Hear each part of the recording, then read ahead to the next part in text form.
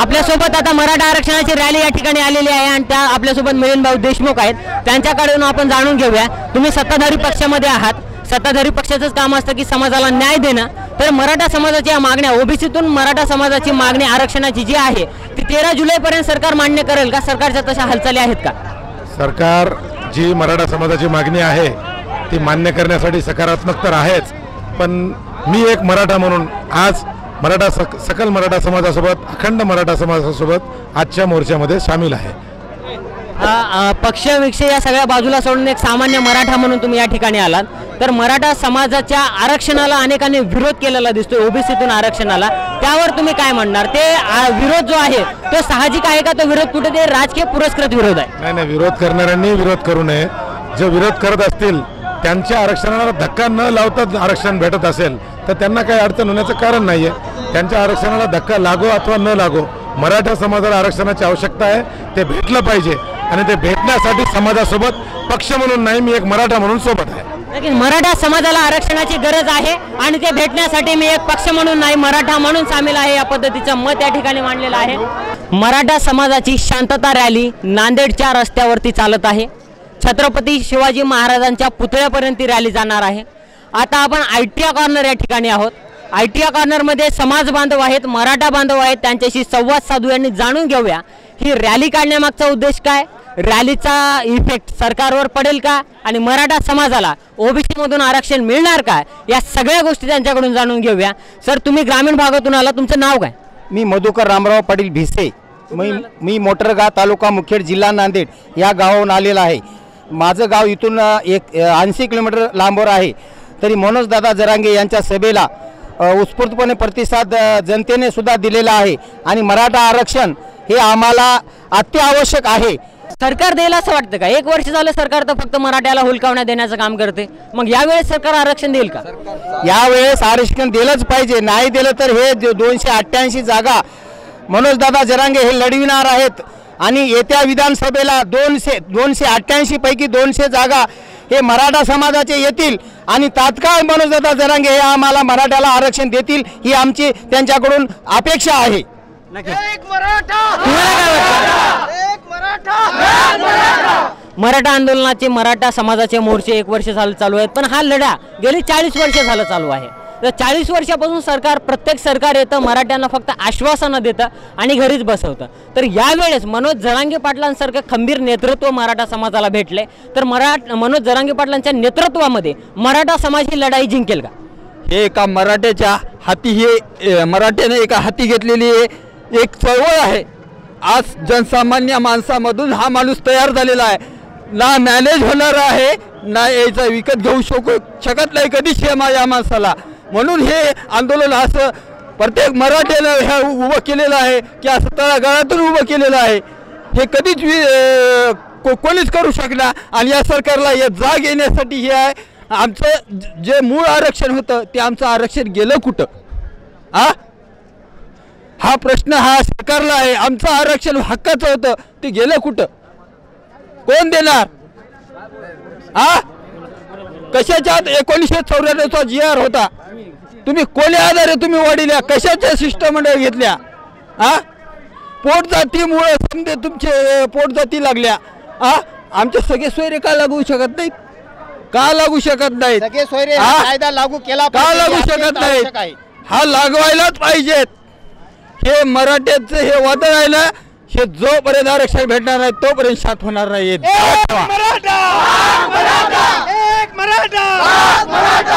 Sir, Maratha समाजाला 10% आरक्षण दिलंय सरकारनं, सरकार म्हणते ते आम्ही टिकवून दाखवू, टिकणार आरक्षण आहे। जर सरकार ही सगळी आश्वासनं देत असेल तर ओबीसी मधून आरक्षणाची मागणी का? नाही, ते सरकारनं जे दिलेलं आरक्षण आहे ते टिकणारच नाही, कारण जे सुप्रीम कोर्टाचा आदेश आलेला आहे त्याप्रमाणे ते आरक्षण टिकणारं नाही आहे, 100% ते जाणारच आहे। म्हणूनच आम्ही जरांगे पाटलाच्या मागे ठामपणे पूर्ण मराठा समाज उभा आहे आणि आम्हाला आरक्षण पाहिजे ते फक्त ओबीसी मधूनच टिकणार आरक्षण पाहिजे, त्यासाठी हा लढा आहे। नितीश कुमार हे त्यांच्या सत्तेमध्ये आहेत, सध्याच्या मोदी सरकारच्या सत्तेमध्ये नितीश कुमार त्यांच्या सत्तेमध्ये आहेत, त्यांचा समभाग आहे, तरीसुद्धा ते सत्तेत असून त्यांनी जे 50%च्या वर आरक्षण दिलेलं होतं ते टिकू शकले नाहीत। मग आपलं 10% कोणत्या बेसिसवर हे सरकार टिकवणार आहे? ते सत्तेत असून त्यांचं टिकू शकलं नाही तर मग यांचं तर काय आहे? त्याच्यामुळं आपलं जे हक्काचं आहे, जे ओबीसीतून आपल्याला आहेत, आणि 1960च्या तुम्ही नोंदी बघितल्यात ना, तुम्ही म्हणतायत की बाबा ओबीसीच्या ह्या नोंदी तुम्ही कॅन्सल करा. अहो 1960ला का आम्ही गेलो होतो का नोंदी लिहायला तिथं, आम्ही कुणबी आहेत म्हणून? मग त्या नोंदी तुम्ही कसं काय कॅन्सल करू शकता? जेव्हा त्या नोंदी सापडतात त्याच्या ह्याच्यामध्ये मग सगळ्या सोयऱ्या तुम्हाला का लागू होऊ शकत नाही? आम्ही काय लव्ह मॅरेज करू आहेत का इथपर्यंत? सगळे सोयरिकी झालेत ना. आता विदर्भामध्ये आमची सासरावाडी आहे, तिथल्या लोकांचे ओबीसी आहे, आम्ही मराठा ओपन, म्हणजे आमचं काय लव्ह मॅरेज होतं का? नाही. पण आपल्या सगळे सोयरे हे सोयरिकी हे सोयऱ्यामध्येच होतात. आणि मनोजदादा जरांगे पाटलांनी स्पष्ट सांगितले, आमच्या सगळ्या सोयऱ्या ह्या जे आहे अध्यादेश हा लागू व्हावा, आणि याच्यातूनच बाकी सर्व मराठा समाजाचं ओबीसीतूनच आरक्षण भेटू शकते. आणि जर ओबीसीतून भेटलं तरच ते टिकू शकते, नाहीतर अन्यथा 10% टिकू शकत नाही. आज घडीला 10% आपल्याला EWS पण नाही आहे, आणि 10% जे यांनी बाद दिलेलं आहे ते सुद्धा आता सर्टिफिकेट भेटायला तयार नाहीत. तुम्ही म्हणताय 10% ओबीसी मधून आरक्षण मराठ्यांची ही मागणी संवैधानिक आहे, संविधानाला धरून आहे, हा आमचा हक्क आहे. पण एकीकडे याच ओबीसी मधून मागणीला विरोध होताना दिसतंय. ओबीसी संघटना, ओबीसी नेते याला विरोध करतायत, उपोषण करतायत.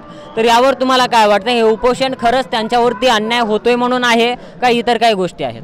तसं तर मला वाटत नाही की त्यांच्यावर अन्याय होत आहे. पण कसं असते माहिती आहे का, आपल्या ताटामध्ये जर आपल्याला जास्त खायला भेटत असेल तर अचानक जर समजा तुम्हाला शेजारचं जर मागत असेल तर तुम्हाला द्यावं वाटते का? नाही द्यावं वाटत. पण हे त्यांना माहीत आहे, त्यांना सुद्धा माहीत आहे की हे आपल्याला जास्त भेटते. एकूण लोकसंख्येच्या 50% आरक्षण हे द्यायला पाहिजे होतं. 50%पेक्षा जास्त त्यांची लोकसंख्या किती आहे? त्यांची लोकसंख्या ही 50%पेक्षा जेवढी आहे त्याच्यापेक्षा जास्त त्यांना आरक्षण भेटते. म्हणून मनोजदादा म्हणतायत की बाबा 50% आता जे ओबीसीमध्ये आहेत त्यांचं जे एक्स्ट्रा आरक्षण आहे ते आमच्या हक्काचं आहे. म्हणून त्यांची जी मागणी आहे, एवढी धडपड जी चालू आहे ही ओबीसीतून मागणी आहे.